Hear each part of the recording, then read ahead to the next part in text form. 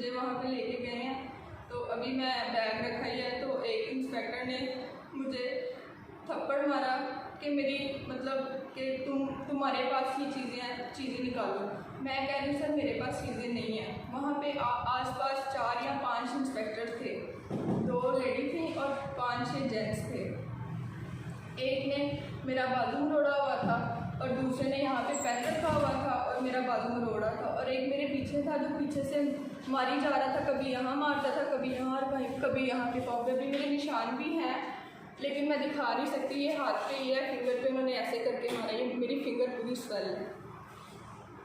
और उन्होंने बोला बेटा आप लोग सारे बताओगे, सारा आप तुम्हारे पास या तुम ही हो, तुम्हारे पास ही कीज़ हैं, तुम्हारे पास ही वो जो मैम का सामान है वो तुम्हारे पास है, उस्मा कारदार का। मैं कहती रही मेरे पास कोई सामान नहीं है, मुझे क्या ज़रूरत है, मैं तो इस लाइक नहीं कि मैं किसी का लोकर। पहली बात तो मैं रही ही 3 घंटे पानी में हूँ, मैं किसी की क्या चीज़ निकाल के किसी इधर या उधर कर सकती हूँ।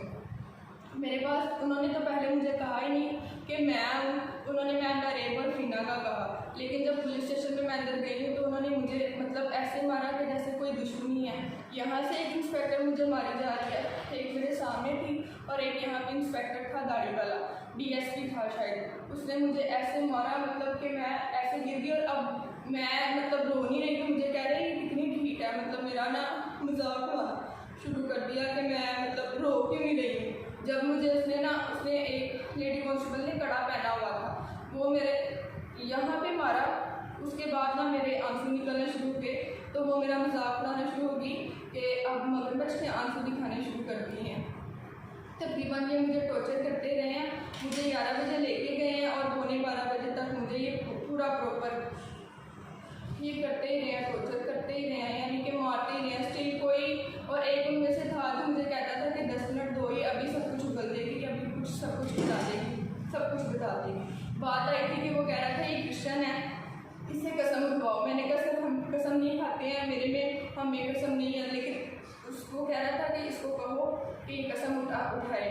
मैंने कहा मेरी मामा ने कहा है कि कसम नहीं खानी, बेशक मर दो। तो फिर सर उसने मुझे इतना मारा, फिर मेरे पास कोई ऑप्शन नहीं बच रही थी। फिर मैंने कहा कि मेरा मामू लॉयर है, मुझे बस एक कॉल करने दो। वो मुझे फ़ोन नहीं दे रहे थे और बिल्कुल फ़ोन नहीं दे रहे थे। फिर उन्होंने इतना मारा जब तक मेरा मुंह नहीं सूझा। फिर अब उनकी बस हो गई थी मार के, उनकी कांस्टेबल थक गई हुई थी, तकरीबन उन्होंने इतना मारा था। फिर मुझे वो सामने वाले रूम में लेके गए जहाँ पे मुझे स्टिल खड़ा कर दिया दीवार की तरफ और मेरे हाथ ऊपर कर दिए। और बार बार मुझे कहते थे कि वहाँ पे एक कूलर था ठंडे पानी का, कि जाके ना छट्टे मारो, अपने मुंह पे ना पानी गिराओ, पूरा मुंह वॉश करो।